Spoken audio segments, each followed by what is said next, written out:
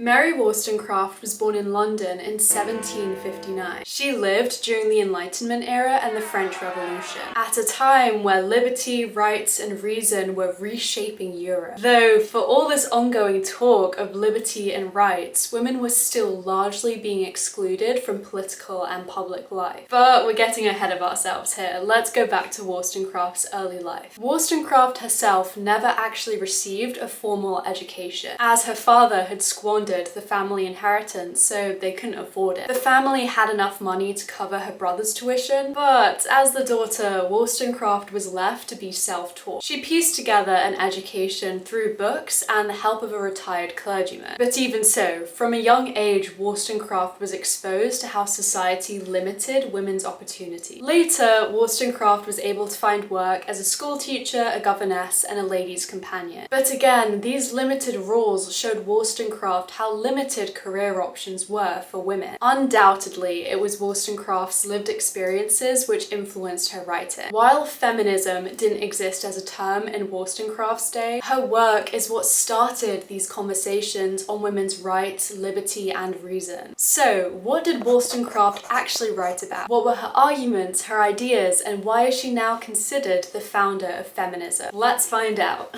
In her first book, Thoughts on the Education of Daughters, Wollstonecraft claimed that girls were being brought up wrong. She argued that girls, like boys, should be raised with reason, self-control, and independence. That is, they should be taught subjects that push them to critically think. Because at this time, girls were reared to be submissive housewives. So yes, while in upper-class families, girls received some education, that education was limited to subjects like the fine arts, piano, painting, languages, and etiquette. Well, I think it's amazing you young ladies have the patience to be so accomplished. What do you mean, Charles?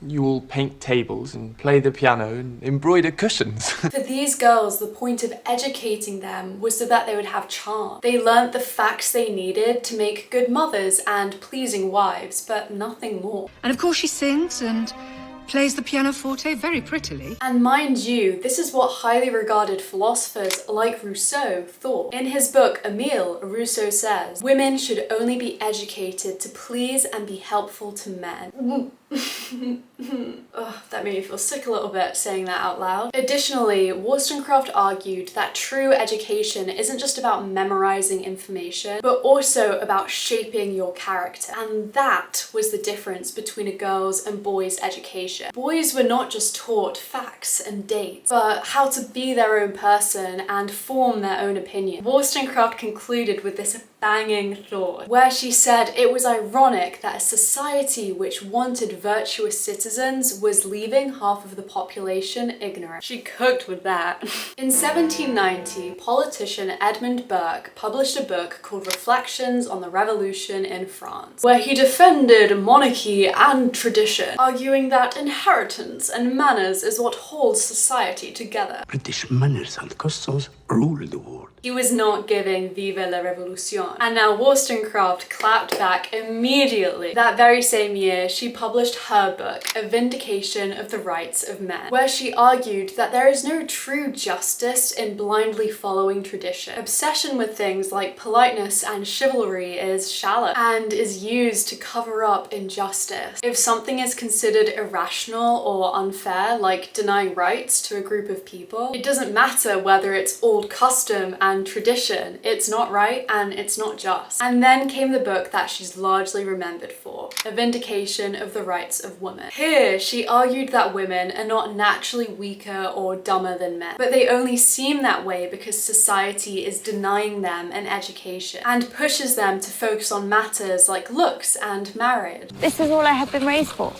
This is all I am. I have no other value. I have taught you to believe that marriage is the best that life has to offer. If women had the same opportunities as men, Wollstonecraft argued, they'd be just as rational and capable. She also argued that men would be morally better off if women were educated, as she believed that a man's virtue was corrupted if they dominated women, with such despotic power leading to moral corruption. In this book, Wollstonecraft also emphasized her wish for mixed school, where boys and girls would learn together and learn the same thing. She also emphasized her wish for women to be given more career opportunities so that they could financially support themselves and not have a future dependent on marriage. Now, mind you, Wollstonecraft wasn't entirely against marriage as a concept, but she wanted marriage to come from mutual respect and genuine friendship, not necessity and dependency. Mr. Collins and I are engaged. But he's ridiculous. Oh, hush. Not all of us can afford to be romantic. I've been offered a comfortable home and protection. I've no money and no prospect. I'm already a burden to my parents, and I'm frightened. And finally, Wollstonecraft argued that women deserve to have political representation. Her point, all in all, was that if we wanted to have a just society, which it seemed that way given the political happenings at the time, then the rights of women needed to be reassessed and considered too. Thankfully, these ideas now seem obvious to us in 2025. But this was a groundbreaking opinion at the time, where people and women themselves truly believed that women were the inferior sex. My, I've got goosebumps talking about this. Now, Wollstonecraft's ideas were admired at first. It was not long after her publication of The Rights of Women that she passed away due to childbirth, her daughter being the Mary Shelley, the author of Frankenstein. It was after her death that things went a little bit more sour for her. Her husband, politician William Godwin, published a memoir to honour Wollstonecraft's life, but in it he also detailed her struggles, like talking about her previous affairs, her illegitimate child, and her suicide attempt. It seemed his intentions were pure, but he was maybe a little bit too honest, and this memoir wasn't quite to the tastes of Georgian-era London. Unfortunately, this memoir tarnished her reputation for most of the 19th century, these scandals making people take her and her work less seriously. It was only in the 20th century that her work was rediscovered by feminist scholars, and she is now, luckily, given the platform and the respect that she deserves. Wollstonecraft was ahead of her time. Her ideas still feel entirely relevant. If a society prides itself on freedom and justice, then it must ensure freedom and justice for all. On that note, I'll see you in next week's video.